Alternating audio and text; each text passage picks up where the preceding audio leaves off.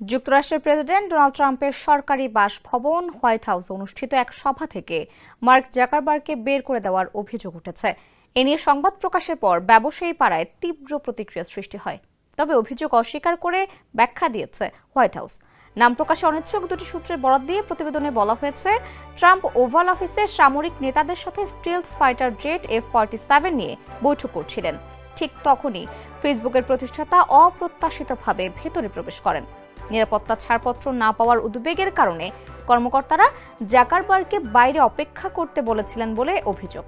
তবে হোয়াইট হাউসের একজন ঊর্ধ্বতন কর্মকর্তা দ্য নিউ ইয়র্ক পোস্টকে বলেছেন, প্রতিবেদনে পরিস্থিতিকে ভুলভাবে উপস্থাপন করেছে। জাকারবার্গকে চলে যেতে বলা হয়নি। প্রেসিডেন্টের অনুরোধে তিনি হ্যালো বলতে আসেন এবং তারপর পাইলটদের সাথে বৈঠকের পরে অন্য একটি বৈঠক শুরু হওয়ায় মার্ককে অপেক্ষা করতে হতো, তাই তিনি চলে যান। এ বিষয়ে জানতে মেটার সঙ্গে যোগাযোগ করা হয়, তবে প্রতিষ্ঠানটি মন্তব্য করতে অস্বীকৃতি জানায়।